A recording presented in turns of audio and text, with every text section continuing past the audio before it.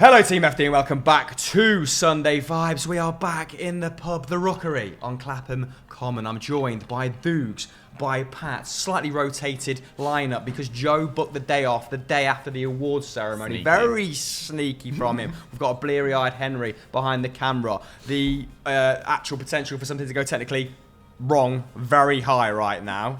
Henry. How are you, gentlemen? Starting with you, Pat. Oh, I'm good. I didn't go to the Football Content Awards because I don't care.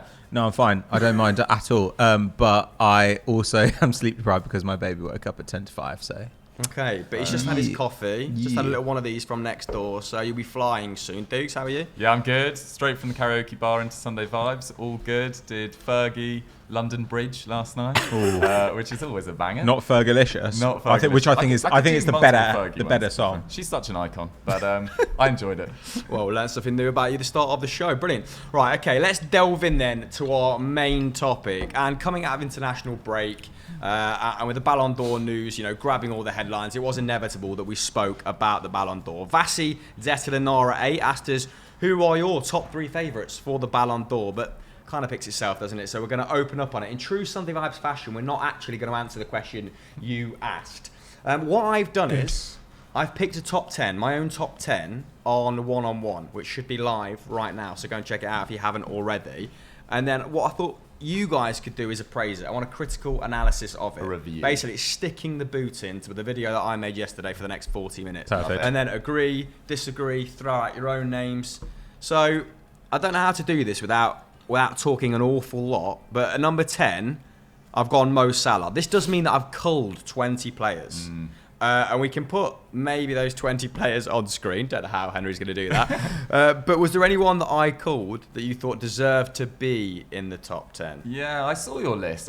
Before we even do that, I thought some people were unlucky to even make the shortlist, to be honest. I thought Jan Oblak not making the shortlist was quite shocking. Joshua Kimmich as well, Antonio Rudiger. But your top 10, which you can watch tomorrow, watch yesterday, sorry.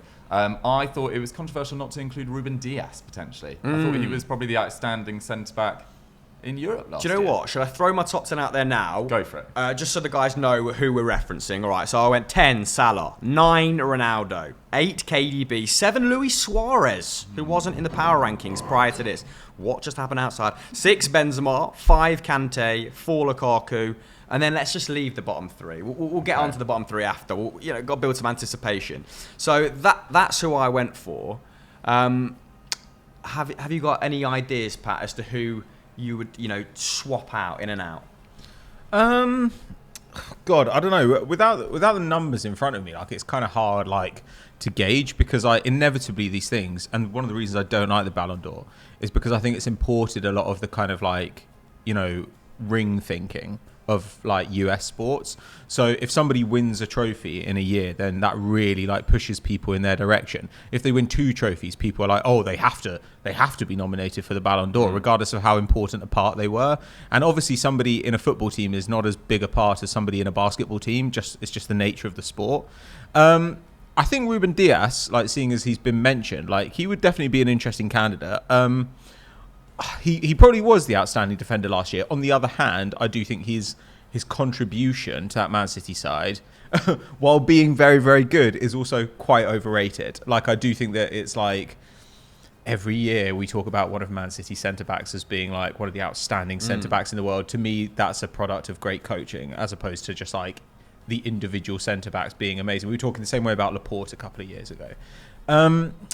I don't know. There's no one in there I particularly object to, I've got to say. I'm worried that your top 3 is going to feature Jorginho or something. Of course it is. And this is where we strongly disagree. Yeah, see, this is where you're really wrong because you're one of those guys who's just you're one of those guys who really overreacts, I think, to underrated people. So you're one of those guys who's on Twitter being 50 Cent is a top 10 rapper of all time. And it's it's okay to say, let's put a bit of shine on this person who maybe doesn't get it.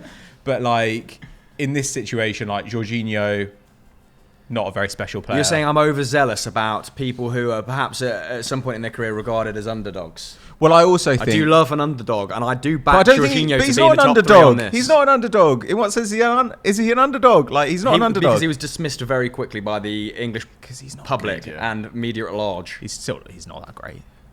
Well, we can get to that, can't we? Let's look at some more names that I've left out or that I called that didn't make my top 10, because I think that's a good place to start off, and this episode could get a bit chaotic if we don't kind of anchor it in something. So, other names that are missed off the list: Mbappe, Haaland. I mean, they are two huge names that people will probably be in the comments now saying, like, how can they, based on individual ability, not be inside your top 10? I mean, would you have placed him inside your top 10? Mbappe, yeah. Mbappe. Mbappe, I think we're at a point now where Mbappe is the second best player in the world. Like, that doesn't necessarily mean that he should come in second for the Ballon d'Or, but I think that he certainly is the second best player in the world. Like, he's better than Ronaldo and a lot of these other guys. Now, he's certainly better than Luis Suarez, for example, but I can see why Suarez is in there. On the other hand, we have this issue with Mbappe every year. It's quantity of performance. It's not just quality, right? Like, you've got to be playing a lot, contributing a lot. And there were some, real star-making performances from him, particularly in the Champions League last season.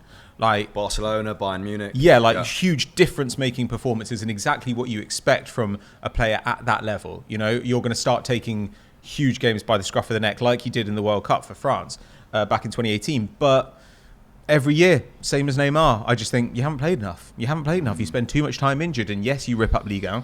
And yes, you're amazing when you're on song in the Champions League.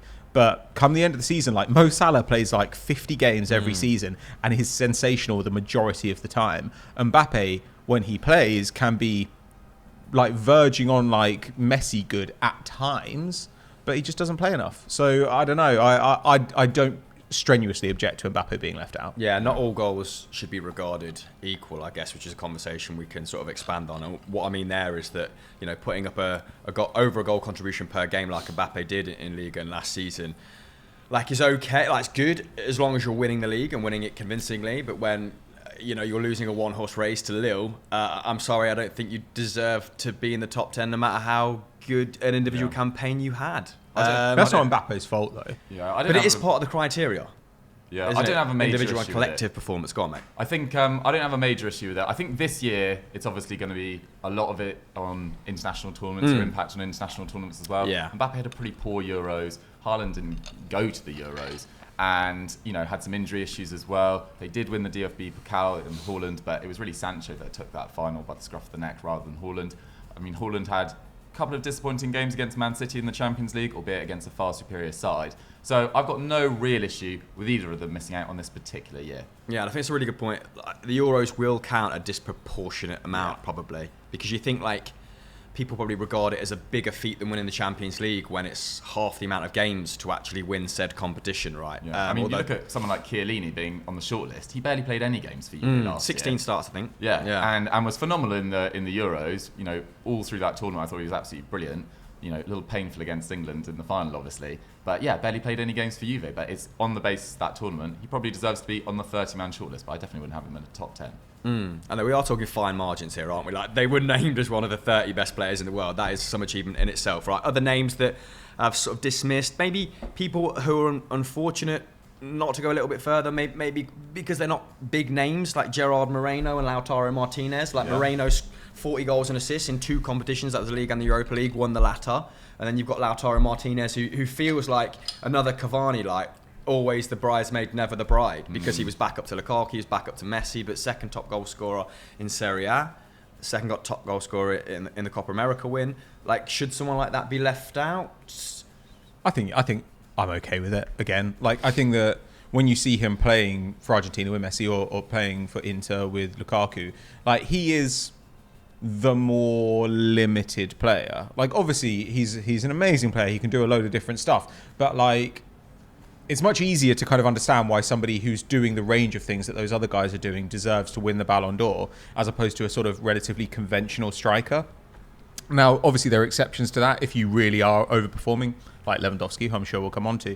But I'm kind of in favour of the guys who really make their sides tick. Yeah. And I'm not convinced that, like, if you took Martinez out and put in like another good goal scorer last year, that they'd have been dramatically worse. Whereas you took Lukaku out and they would have been dramatically worse. So it's one of those things where like, I really rate the player, but he's clearly the second best player in their attack. So why nominate him for the Ballon d'Or? He's never going to win it. That's the rationale that I sort of settled on, actually working my way through the list. Like, if I took this guy out of their side, would they collapse, or would their ability to win elite competitions be truly hampered? And That's interesting. You do find that with like the top 10, whereas like it's very hard to be consistent, even though there is a criteria which is individual and collective performance.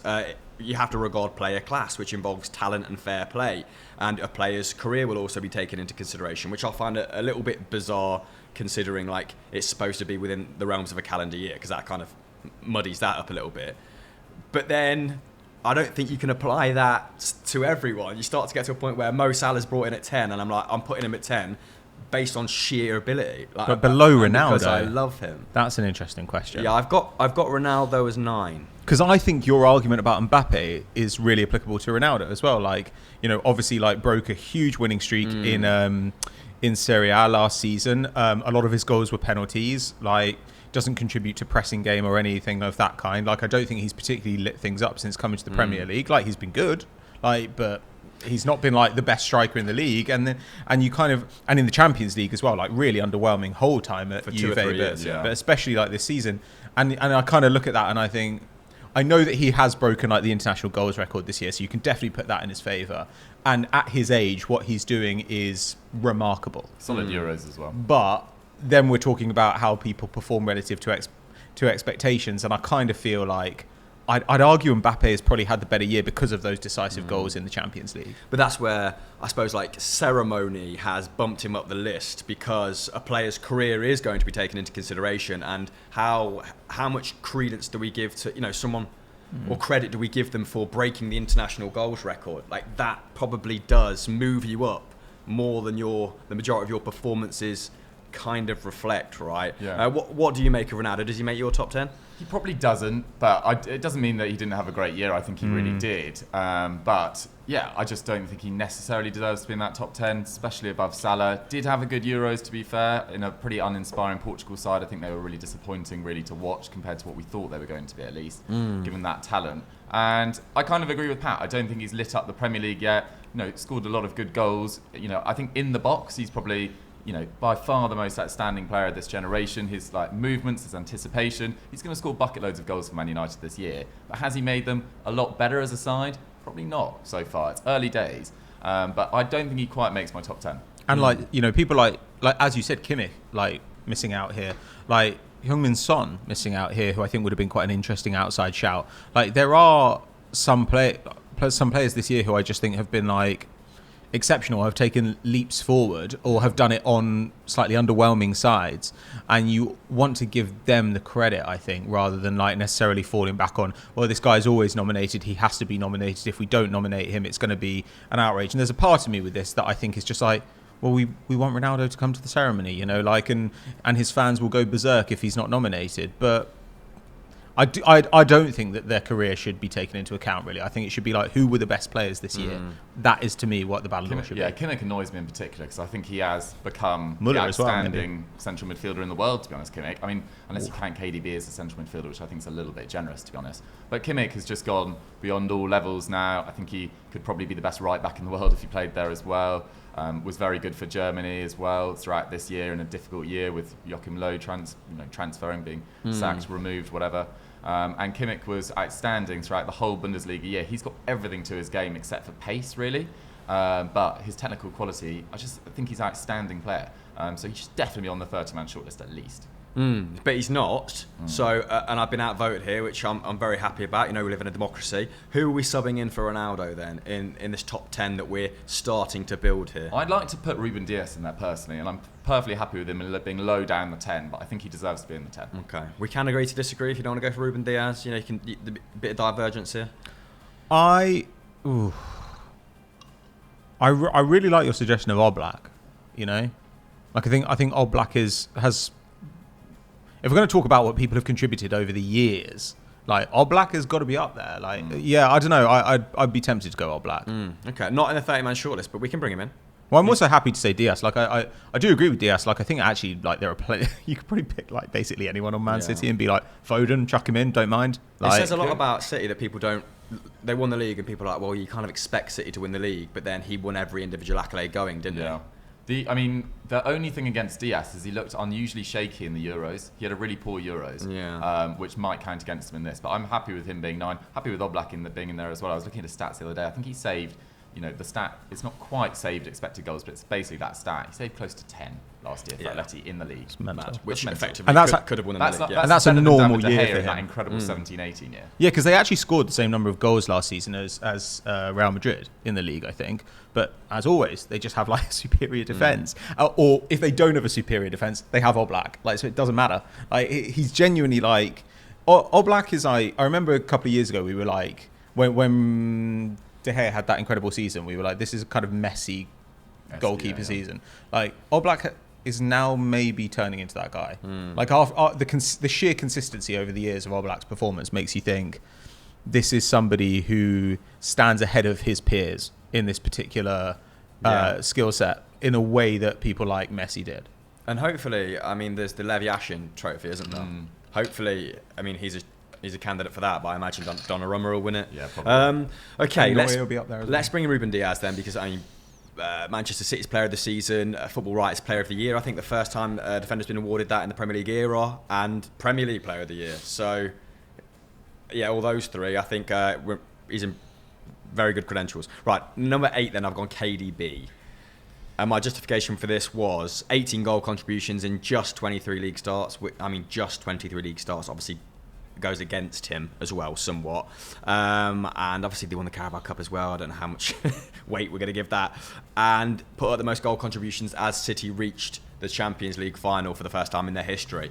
So I mean, just exemplary when on the pitch, and Belgium did look shit without him. Actually, he had to come on to really make that whole side tick, didn't he, in the Euros? And they only ticked a little bit. Yeah, same as the Champions League final. Yeah. Like his team's most disappointing moments came with him off the field, which in a way kind of like pushes you in his direction, right? You're like, oh well, he's not tarred with that like brush.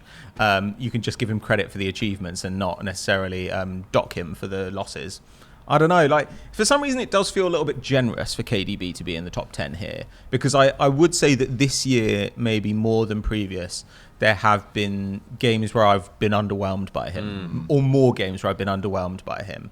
But I mean, you are right. They got to the Champions League final, and the fact they didn't win, we've come to see as a disappointment. But they got to the Champions League final. I actually think, just sort of racking my brains about their Champions League run, it kind of felt like Mahrez and Foden were maybe the more outstanding players in that run. Like KDB is probably the best player in that team, but in the actual run to the Champions League final, I think it was Mahrez that was making the biggest difference in those games against PSG. I seem to remember in particular, and Foden was probably more consistent throughout the year as well. Even though Kevin De Bruyne then eventually won PFA Player of the Year, which I think was again a bit generous because it probably should have been Harry Kane, but it's voted by players, which I didn't actually realise until last year. So I was, complaining on Twitter, and they were like, the players voted for it. Like, they just really respect him as the best player in the league, and you can't really argue with that too much. But yeah, I've got no issue. It seems ridiculous to complain about KDB being included amongst the top 10 best players in the world, but maybe on this individual year, he should be a bit lower. I don't know. Yeah, I felt like he probably would have been if he clocked up more minutes. Within my top 6 or 7, so I kind of like penalised him in my head by bringing him to 8th by virtue of not playing enough. But I wouldn't disagree too strongly if he fell out the top 10 in favour of someone else. But we'll keep him there for the time being then. Fitness costing him a higher place finish. 7, Luis Suarez. Now, no one has really spoke about him as a candidate for the top 10. And 24 goal contributions to 30 starts last season. Atleti win their first title since the 13-14 season, I think. Like, that doesn't happen without him at one end and Oblak at the other. I mean, their second top goal scorer, Marcos Llorente, on 12. And then I think Angel Correa, 9 after that. They're scraping the Champions League without an exceptional number 9. Which, I mean, most great sides need an exceptional number 9. But this side in particular, right, needs someone who's clinical. And for that, I think he deserves a lot of credit after being spurned by Barcelona. Do we think he's deserving of this sort of place finish? It was a great storyline, wasn't it? I think that does make a difference in these votes, and it's great to reward someone who, as you say, spurned, turns it around, beats Barcelona in front of their face on having been signed for a pittance as well. But Is it he like went 4 mil? Yeah, but he went through so long without really playing very well in the Champions League, which is, a massive barometer of how people are going to be ranked on this list. I think he scored this year, and it was first. I don't even want to say the stat, but it was a long, long time he hadn't. Was it scored. an away goal? I think? Something like that. Yeah. Okay. And it just went on for ages. I don't particularly remember his Copa America campaign, to be totally honest. But yeah, maybe those contributions in the biggest tournaments, maybe not quite there. But as you say, Atleti don't win that title without him. What do you think?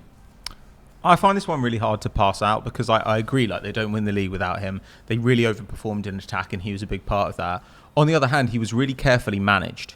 Like, the team was constructed to get around his weak points, and when he was on the field, he tended to finish chances that were in front of him, but also there were lots of games where the team as a whole was worse because he was on the field, because he can't run anymore and he can't really press anymore. And there were games where it was just much easier for sides to play out against Atleti because there was essentially this hole in Atleti's defensive structure, which isn't something we've seen under Simeone. So I always find these ones difficult. Like, yes, I think that he was a really key part in them winning the title. And, if you're just scoring goals, you're doing your job. But, the fact that there were times when the team was worse with him and that Simeone knew that, it just, drags it down a little bit. It makes it harder to work out. But, I don't object to him being here. It's such a great storyline. And fundamentally, I can't stress this enough, the Ballon d'Or is stupid. So, I think, give it to Luis Suarez. I'd be absolutely fine with that. Luis Suarez... great player, great storyline. Really funny to see Barcelona take so many L's across the board. Whatever. He's probably deserved one in the past, to be honest. I think there was that year he scored 13, 40 14. goals, 13, which is 14. insane. There was a 3-year period, I think he was the best number 9 in world football. Yeah. And he's contributing at 0.94 goals and assists per game at the start of this season. Of course he is. And Atleti a joint top at the time of recording with Real Madrid. So Having that been form quite poor as well. the film was Very poor. the form was spilled into the season. I don't know anything about the form. Why has it been bad? Really uninspiring. Really? Yeah. They've been bad. But they've been bad since Christmas. Over the season, they should have not won the title. That's the other thing about Atleti. We could talk about they won the title, but they had a massive collapse after Christmas and got worse and worse and worse. And the only reason they didn't end up losing out on the title to Barcelona is because Barcelona dropped some ridiculous points. But Atleti. People are well, they did enough to win the title. They actually kind of didn't. They just got lucky that Barcelona had a worse run than them right at the end of the season.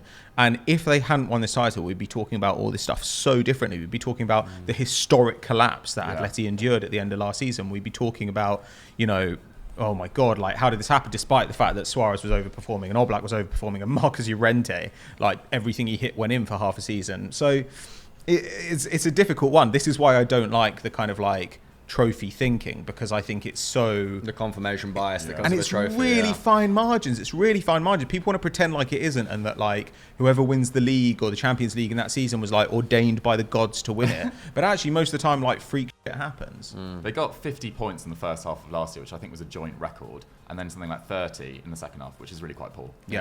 Excellent. That's so good from Diggs. Yeah, I mean, that's Continental Club coming to the fore there. Okay, staying in La Liga, and I've got Benzema at 6. And if we're talking about bias, there's a bit of recency bias with Benzema. Started the season incredibly well. Again, the Nations League, are we going to accept that being called a major trophy? Perhaps not in my mind. Benzema's not won a major trophy since the 2019-20 season. However, currently leads Europe's major leagues for both goals and assists since the start of last season. Yeah. And that is 40 goals and 16 assists. And this season isn't he going at 2 goal involvements a game almost? And he's 33. And Real Madrid, if we're going to give Messi credit for carrying Barcelona, if we're going to give Luis Suarez credit for carrying Atleti to an extent, Benzema is doing that at Real Madrid. Yeah, quite a bad Real Madrid. And they've got a younger side than some of their, I guess, counterparts. So he's probably got a bigger carry job on his hands. Maybe not more so than Messi, but yes. What do you think to Benzema at 6? I think I'm so glad he's getting a shout out. I'm so glad he's included, but I can't have him any higher, I don't think, on this list. 40 goals since the start of last season is great, but Lewandowski scored 41 in the league last year. There's just some freakish players above him, and he has been awesome. I think he's carrying quite a very sort of average Real Madrid side who are clearly going through a transition over the last 2-3 years. And Benzema's been brilliant, deserves a lot of credit, scoring worldies like on a weekly basis. He's been absolutely class to watch. Scored some phenomenal goals in the Euros as well, provided some great moments. But yeah, 5 in 10 since he came back for France. Yeah, in terms of 2021, I can't really have him any higher, just on the basis of not really making enough of a dent on the biggest stage. Like Real Madrid were quite poor in those 2 legs against Chelsea, I thought. Obviously lost to Switzerland in, was it the quarters or the last 16? Last 16, yeah. Last 16. So, yeah, can't be any higher, but definitely deserves a big shout out. Could he go higher in your opinion? Stay the same? Go lower? He could definitely go higher, like depending who's above him. Like, would I like? He's not going to match up to Messi or Lewandowski, no, or maybe even Bruno Fernandes. But would I put him above Jorginho? Like easily by miles. Like there are loads of guys who he'd comfortably pip. So it's kind of a one-on-one thing. Like I think that you're right. Like this position overall feels kind of fair. But like when you look at some of the people who might be above him, then I think like if Jorginho gets in the top 3 for the Ballon d'Or, then if I were Benzema, I'd be like, are you serious? Like, how is that possible? Take Benzema, like by your own standard, take Benzema out of the teams that he's played in the last year, and Real Madrid are an absolute disaster zone. And France as well. Like, I mean, I think France would be better if they just ditched Griezmann and just used Benzema, but I think that's a balance there. Yeah, what I referenced before, because I could be kind of hoisted by my own petard a little bit when we get to Jorginho, when I'm like, oh, you could take him out, and, would Italy be fine? They had Verratti on the bench. Would Chelsea be fine? They kind of have Kovacic, who could play that role, I guess, to an extent. Yeah, when you apply that logic to Benzema, he does look like a very good candidate for being in the top 10. But like Dukes, he's been a very good player in a poor sort of a couple of years for Real Madrid, and yeah, collectively, Real Madrid haven't done enough to secure him a top gong. In my head. Right, moving on then to top 5 territory. Kante, I've got as 5. Now, for me, I've put him as high as 5th because he was one of the biggest big game players last season. Like if we're talking caliber of performance in an individual standalone 90 or across a couple fixtures, those 2 semi-finals against Real Madrid and the final, awesome. And the final against City, ridiculous. So he might have even achieved the highest standard I've seen from an individual in a game. It's a good shout. But again, like it's not consistent though, is it? Like the way you measure these players and how you justify their positioning. But only 24 starts in the league. He did get Champions League midfielder of the year, I believe, as well. So has got an individual award to his name for his season. And yeah. Kind of not ever present though on a domestic front, and how heavily are we going to penalise him for that? Yeah, that's the tricky bit, isn't it? To be honest, I'd have him higher than Jorginho in my own personal rankings, just because of that impact in the Champions League. Like he was spectacular. I think it was some of the best midfield performances we've seen in years in the Champions League, to be totally honest. Especially in the semi, I thought. Yeah, I thought he was awesome in that. Final less so, as he was still great, but the semis were just incredible. Like his pressing, like in front of Jorginho, they perfectly moulded like this system perfectly around his skill set. And all those people years ago that thought he was just a DM, like firmly proved wrong. I think myself included during the Sarri days. I was like, why is he being used like that? No, perfect there. But yeah, I'd have him higher than Jorginho personally. I can't really remember his performances in the Euros too much, which probably counts against him in this. But again, another great year, and I'd like to see him above Jorginho in my ranking. Yeah, Euros pretty non-existent, really. I think that's what kind of cost him. He was struggling with his fitness. Yeah. Yeah, that's kind of what cost him in my eyes. France's poor tournament and, missing 20-odd games in the league. What about you? I'd have him in the top 10, I think, but I can't tell if that's just because I love him, and I want him to be there. and I completely agree. Like, when I think of, if you ask me just to list off the top of my head, outstanding individual performances this year, probably the first one I think of would be, Conte versus, Real Madrid. And to me, that Chelsea team just doesn't work in remotely the same way without him. But I do think quantity of performance counts against you. He's had some injury problems this year. Yeah, mediocre Euros. And look, I'm the biggest Deschamps hater out there. I think he's useless, but still not especially good. And Conte is the kind of guy who in the past has excelled almost regardless of the manager, because he has such incredible I guess match intelligence and also physical abilities, and now the physical abilities are starting to wane a little bit. So I put him in my top 10. I would put him above Jorginho, but I'm always inclined in these things to go towards attackers. I think attackers are just more valuable. Great attackers make teams good. It's as simple as that. as we'll discover as we come on to the. I mean, you saying you don't know whether you put him that high because you like him does highlight the absurdity of this award, because it is impossible to detach yourself from just how much affection you show towards a player. And when you look at the voting history of these 176 nations who vote, I think it's like a top broadcaster or a top journalist, they often vote for teams they support or players that they like. Like, Messi beat Virgil van Dijk by just 7 votes in 2019. And as much as I like Van Dijk, like, if one guy changes his mind, Van Dijk's the Ballon d'Or winner. And like, while Messi's breathing, he should probably win the Ballon d'Or. But we'll get to that anyway. At number 4, I've gone Romelu Lukaku. He'd be my third. Okay. What do we think at 4? I can justify a little bit. I mean, 35 goals and assists, 32 starts last season. Like, did spearhead into that title. Very good support cast around him and a world-class manager. But just a guy like at the top of his profession. And in my head, I was thinking, Chelsea bought a guy who could effectively win the league for them. Who else could they have done that? Who else would get the same result? Yeah, very few players. Lewandowski. Haaland, maybe. Yeah, Haaland, Mbappe, Messi. Like, that's the company he's keeping, which is kind of why I think he deserves to be in that position, lofty position. What do you make of it? Big Rom? I think he's definitely got a shout for top 3.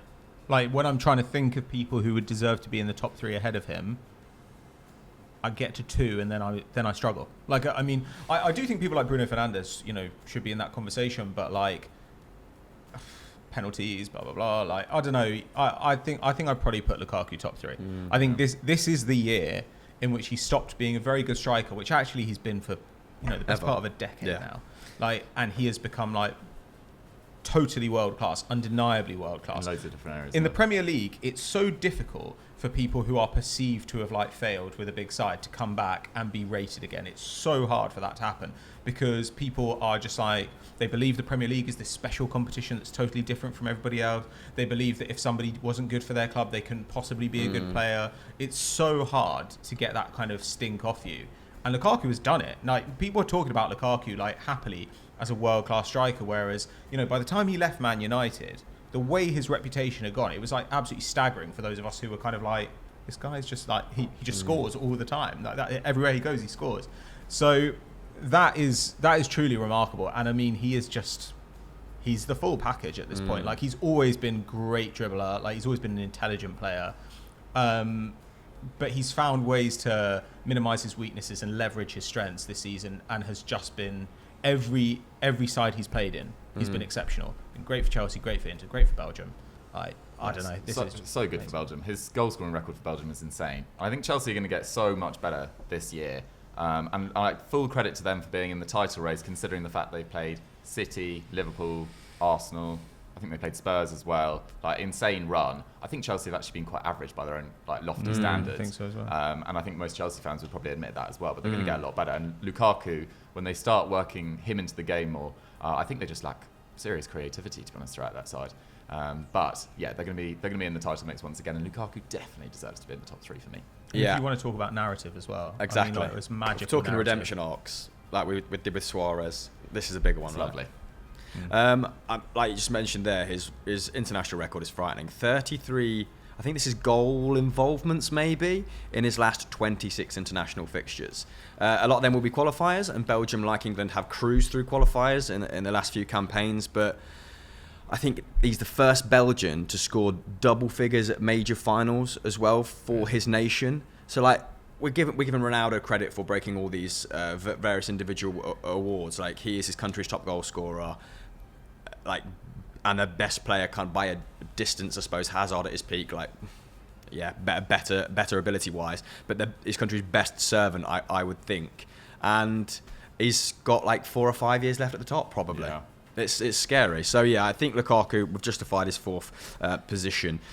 And number 3, I've gone Lewandowski, and I feel like this is where we're all gonna fall out. Yeah. Goodness I'm me! gonna start punching you.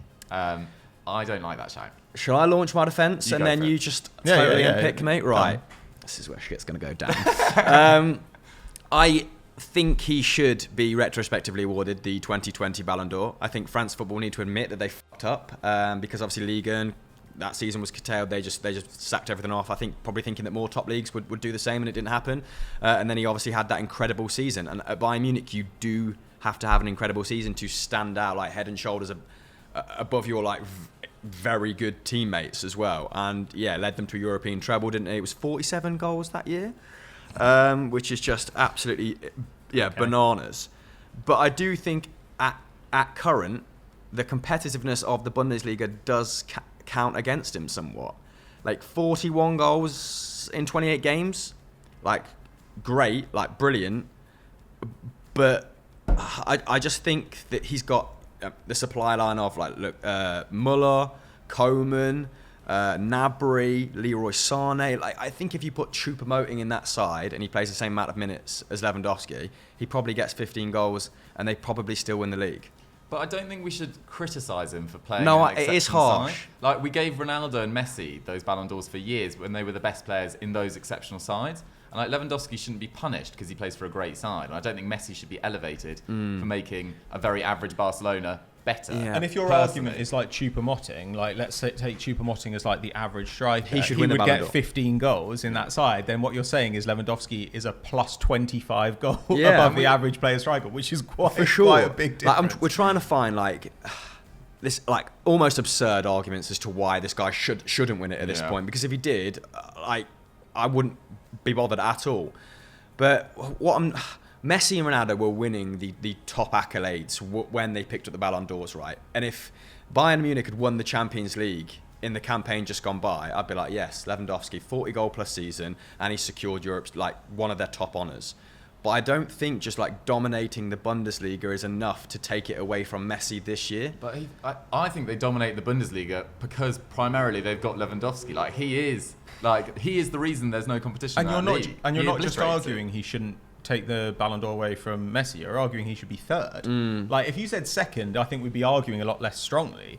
But third, Well, I want some top. My second, but you'd object less if Yeah. they were like it was Messi ahead of him. Yeah. Don't get me Like- started on Jorginho. Like I mean, coming I think I kind of see where you're coming from. Like I think last season was a bit of a weird one for the Bundesliga. I think this season will be much more interesting because I think Bayern have got a much better coach, but almost all the big clubs have got a better coach this season than they had last year.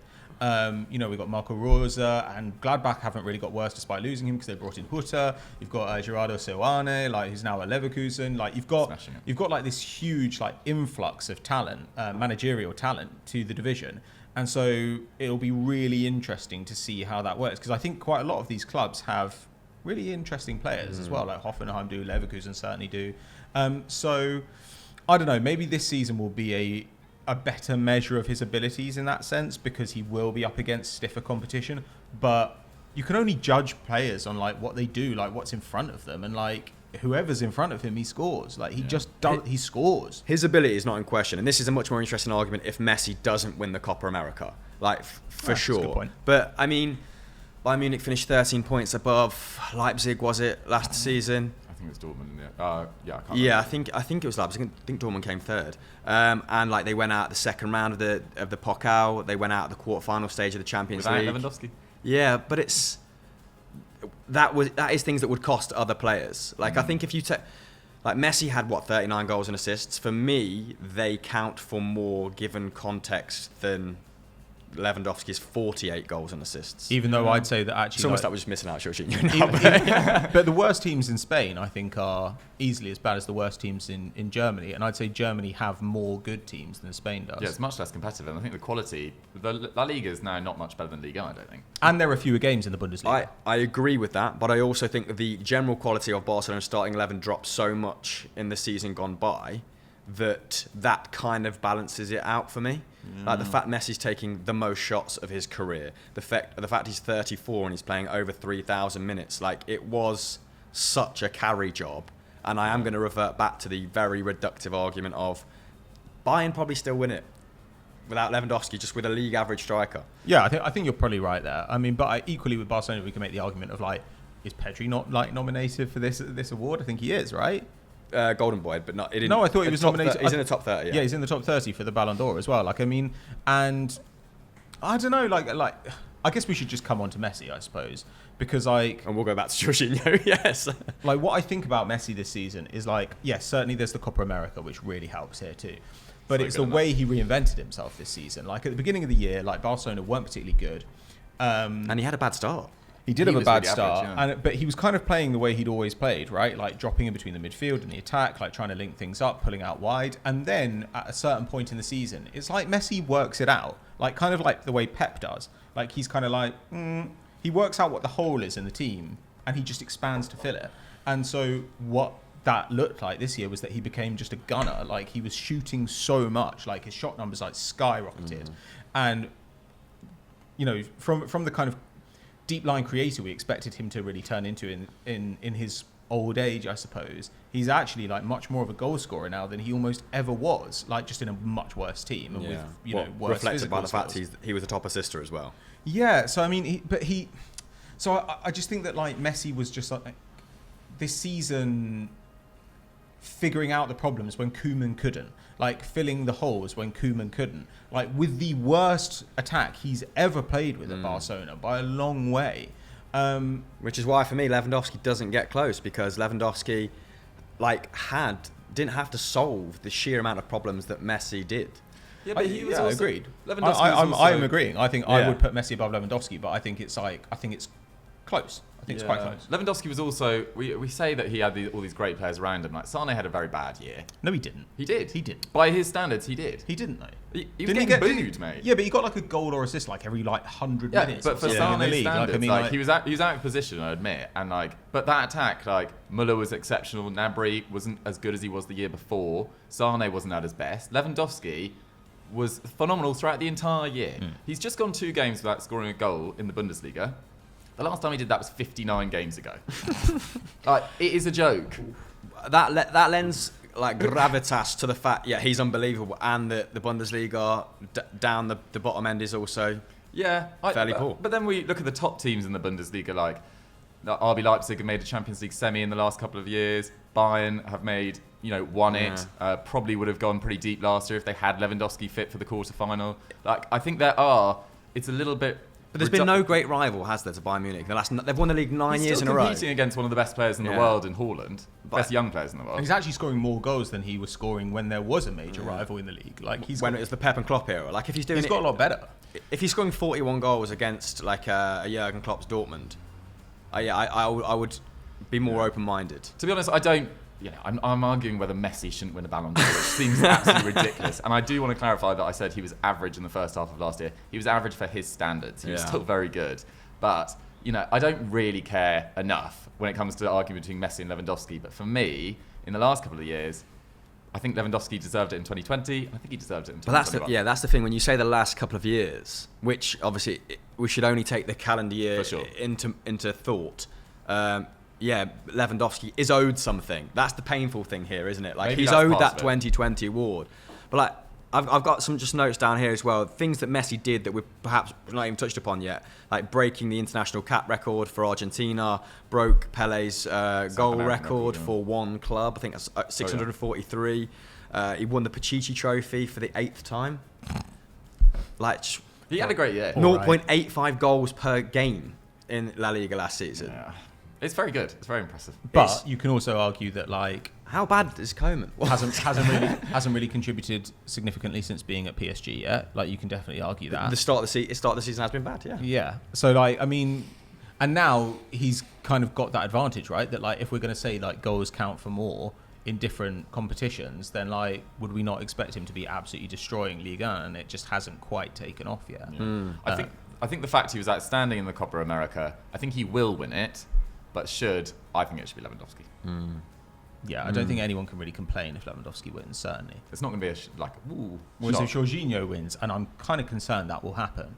When major influencers like Hamlet pushing it forward. Yeah, exactly. Major. when FCA nominees, like Chris Hamill, Green Street's finest, Chris Hamill. The reason I put Jorginho second, and I mean, it's not... Do you regret it? It's a very good question, and one I'll answer honestly. So can I just say Lukaku, Lewandowski, Jorginho, Messi is your...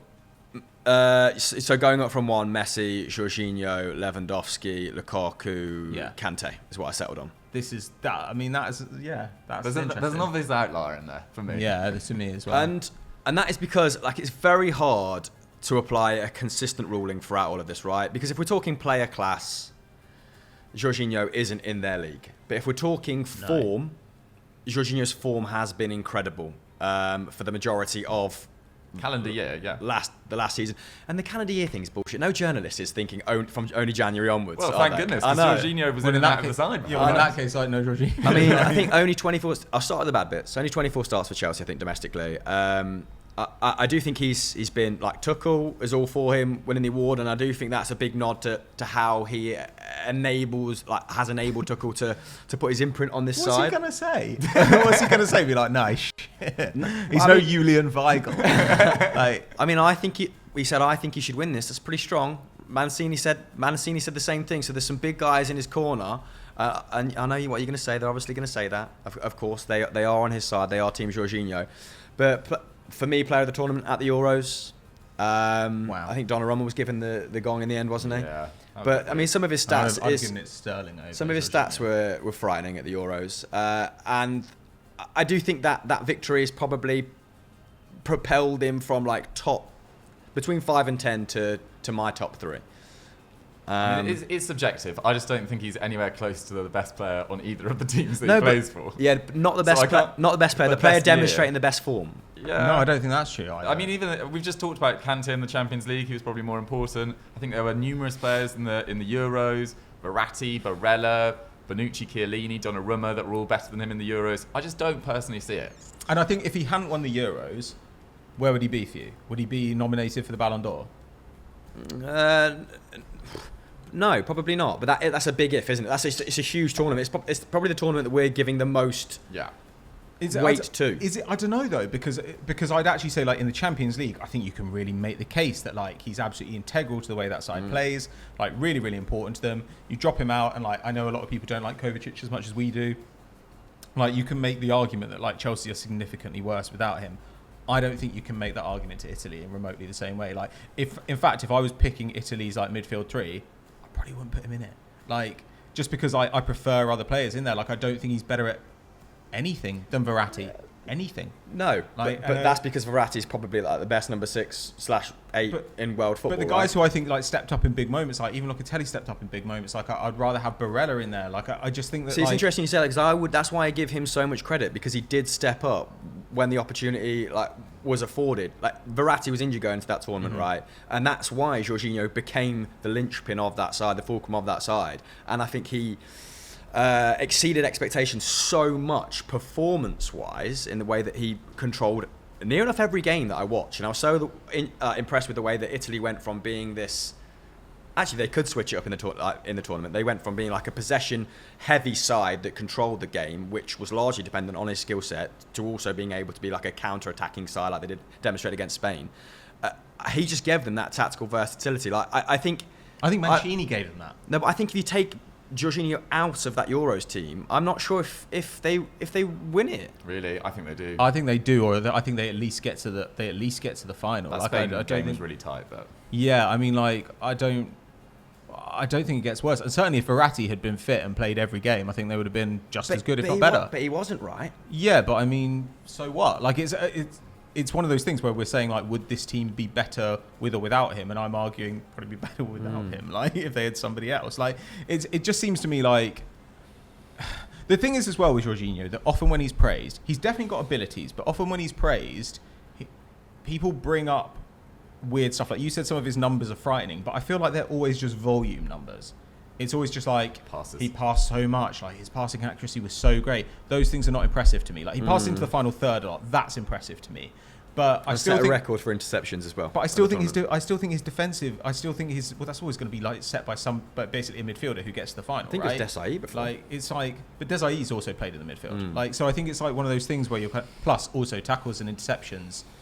Years ago were like way higher. Like if you look at tackle and interception numbers before 2010, yeah, like look at Serie A tackle and interception numbers from like 2010-11 season, and there are loads of guys who are making like 7 tackles and interceptions a game. Just tearing it up. Well, I just think it's just like a more aggressive defensive time. But like I don't know. To me, I'm not arguing that against his achievement, but he's been rewarded bountifully for his achievement with like medals. Like I don't think he deserves anything to like. There's nothing individually exceptional about him. I think like to warrant this award, or to warrant a place in the top 10, or to warrant a place. I think you could argue top 20 if you really won, but I'd still consider fighting you on that. I think like the Messi and Ronaldo era have effectively in our mind like change how we perceive the Ballon d'Or, like, what the Ballon d'Or is. It's not all about like sheer unadulterated individuality, which is what people, that is the barometer people use, I think, which is why kind of people scoff at Jorginho being in there. But like I think he's just made, again, it is hard to say like Italy wouldn't be as good with if you put Verratti in the side, but he made his teams better, and if you take him out of one of those teams, I don't know if they win a major international tournament. And I'm not sure I can launch a better defense than that. That's where we just differ. Yeah, we just fundamentally differ on that point. But I don't actually think that's true. Like that, it's like, oh, Ronaldo and Messi have changed it to make it all about like pure individual achievement. I don't think that is entirely true, because I think that the Ballon d'Or, if it's been about anything historically, it's just been about narrative. Like if you can get the narrative on side that like you were the person who like made the difference this year, then everyone will kind of swirl around you in the same way they did around Modric like a couple of years ago, who also like undeservingly won like the best in the world award. Like, you know, as much as I love Modric and as good as he was he the best player in the world?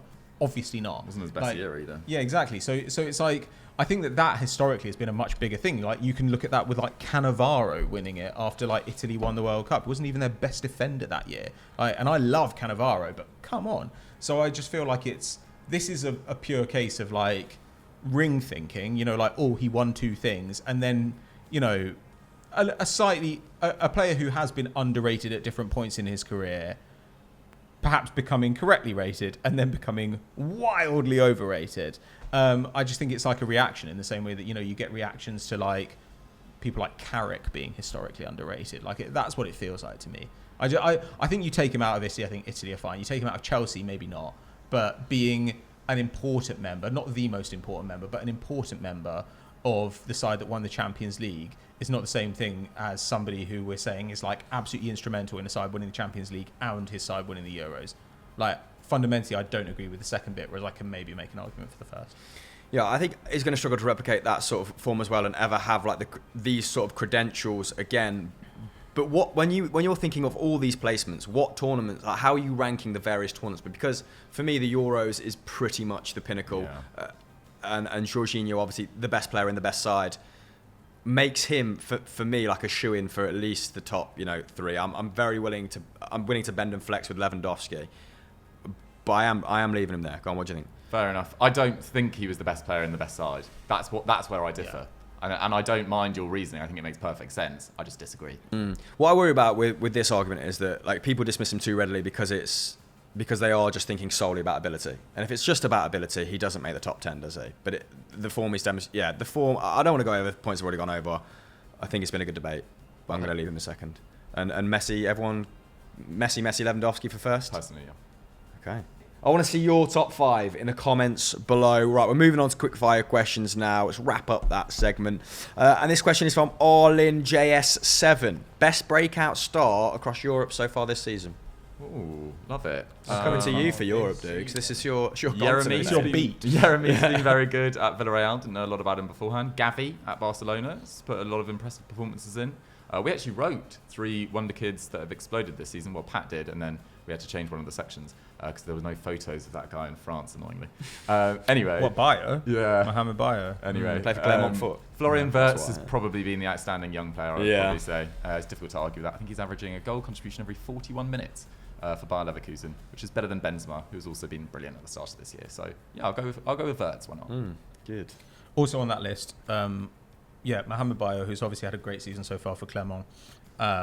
Amazing season last year in Ligue 2. Almost went to West Ham in the summer, but has just been tearing it up. Like incredible underlying numbers. Really, like basically he looks like he can drop deep. He can dribble a little bit, but really he is a centre forward, and it's a matter of time before he goes on to a bigger side. He's 23. So I don't know. He's a really interesting candidate playing for a side who have kind of reinvented themselves. Like they were a solid defensive team in Ligue 2. Now they're just a kind of like end-to-end Paco Gémez style, like we'll outscore you type team, which is really, really fun to watch. And And I think I also put in that list Brian Mbeumo. Like, I mean, it feels weird because like he's a player that a lot of us have known for a long time, but he's been sensational early doors in the Premier League, and a lot of the attention's focused on Tony, understandably so. But I think Mbeumo has been their most important attacker. He's only got a couple of goals in the league so far, but he's like trailing XG by 2 or 3. Like, and I think if he had 4 or 5 goals, then people would be talking about this as like a star-making season. So he's definitely somebody who's up there as well. But actually, it seems that with every year that passes, we get younger and younger players making their leap to the big time. And I think Charles de Ketelaere as well. Like is a really interesting player. Should we look at? Like he's literally in the top 10% of forwards for every single metric, for like shots, expected goals, expected assists, key passes, pressing, progressive passes, touches in the penalty area. He's on like 25 pressures a night. He presses his arse off. Yeah, and he's huge. He's like 6'4". Like he's 20 years old. Like he can play anywhere in the attack. Like he's now obviously got a goal in the Nations League. What was it? Third place playoff. Yeah, third place. Cheeky playoff. little goal through the legs. So this is somebody as well who like I think is pretty much guaranteed to like. He's what if you're going to watch the Belgian league now, there are some interesting players. You know, like him, Noah Lang, like guys who we'd expect to go on to bigger things. Yeah, I mean, as soon as he sorts out ramps up how many shots he's having per night, like he is going to be such a well-rounded forward. It's weird, isn't it? That he's kind of in a way, he's not like tore it up goals wise, but the rest of his game is really shining through. I think he's got like, what was it, 4 in like 10 or something this season? I think but I think he's got like 9 goal involvements in like 10. So I mean, like, it's because he can play out wide a little bit as well. It's split right? a little bit, but shot numbers are actually okay, and expected goal numbers are really good. So his shot quality is really, really high. So yeah, I think it'll be interesting to see what he becomes. Is he going to be a 10? Is he going to be a wide player? Is he going to be like a centre forward? I imagine he'll be more of an attacking mid. So already linked to clubs like Arsenal, I think that he'll probably make an interesting move next year. Yeah, nice. I imagine any club with sort of like a stats-based recruitment is just like, wow, wow, wow. Yeah, this is a Brentford one waiting to happen. Yeah. Let's round the show off then with a personal question. Josh Footblog has asked, favourite flavour of crisp? Why don't you start? Favourite flavour of crisp? You feel like you're a bit of a crisp I love a crisp sandwich, mate. What sits in a crisp sandwich? Underrated. What do you mean by a crisp sandwich? Like, as in the major element of the sandwich is a crisp, or a normal sandwich with crisps added? Because that's my preferred. Either or, mate. If it's like a cheese sandwich with crisps, or a cheese and ham sandwich with crisps, but or you'd just have a crisp sandwich that's just bread, crisps, bread. Yeah, for sure. Ooh. Come on, crisp connoisseur. I don't object to it, but it's unusual. If it's just a, yeah, you need a dip for that. If it's just a standard bag. Then Which bag do you secure? I'm just picking up. I mean, cheese and onion is like, in terms of volume, I'll probably consume the most of them. Yeah. I do like, what are the mango and chutney like sensation ones? They're like poppadoms. They're good. They're like a class A. Yeah, bang. Bless you. Thank you. What about you boys? Come into the crisp conversation. Are we doing types or flavour? I like how specific this has got already. Whatever you want to say. I think it should be like specific type, in my opinion. Yeah, I love skips. Really like skips. Do you let them melt on the tongue? A pervert, Chris. Yeah. Excuse me. He's literally just said like, do you let them melt on the tongue? Yeah, I do. Yeah. And I enjoy it, Chris. Let them melt on your tongue. Because I wouldn't have you down as someone that had the patience to let it melt on your tongue. I've seen you consume food before and it's fast. Yeah, it is. But if there's the second bag, and then I'll enjoy that. Flavours, I used to love prawn and cocktail, but I've really gone off it. So that's not really relevant to this question. But I dropped that in. Cocktail. Skips, are they? Yes. So are they? You're a bit of a seafoody, crispy man. Yeah. My friend's actually just released a type of prawn cracker which you can get in Sainsbury's. Interesting. So look out for it. It's native. I find prawn and cocktail quite offensive, but then I also like the red hot Monster Munch, which I appreciate if you're sat next to someone eating them is also sick. Yeah. Very Have noisy. you had the flaming hot? What's it? Flaming hot. That's it. No. Absolutely bang. Do they? Yeah, they're so much better than your garden variety What's It. Like, I mean, and your normal What's It's pretty decent, I think. We came home the other day, pissed, me and my girlfriend, and I had the giant What's It's. That's what I'm talking about. The giant flaming hot ones. Oh, they weren't flaming hot. They were just the normal ones, but like giant. And we actually had like a really kind of like in-depth academic conversation about like how underrated the giant What's It is. So that's definitely. Do you guys like knickknacks? Yeah. No. Yeah. They're good. Anything good. Marmitey, I'm not on. Yeah, I had them a lot when I was a child. But they're not Marmitey. What You're thinking of Twiglets. Yeah, they're rank. No, they're good. I like knickknacks. Knickknacks are good. Anything else? Oh, I feel like I like chipsticks. We're missing a good Chipsticks are crisp. good. Yeah. You know, like those like the kind of like corn ones that are just like really crunchy, really sharp. Like Nostalgic that's good. bag as well. I enjoy a ridged crisp. You know, because in a sandwich you want maximal Texture. crunch. Yeah.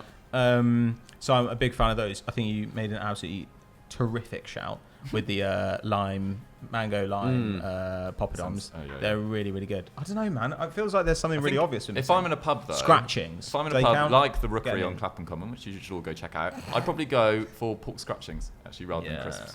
Do you really like pork scratchings? Yeah, they do cut through when you're pissed. The sheer amount of salt. Mm-hmm. Yeah. Yeah, we used to get them before filming Sunday Vibes at the old pub. Gav, you know, they do make your mouth a bit sticky though. You'd have to open a new box and you get full crack. But they're not disappointing. That's the thing. Like so many crisps, like, you know, you're like, you enjoy them, but you keep eating the next one in the hope that this one will deliver the promise of the flavour. You know, you're like, oh, will this taste like as beefy as I want it to?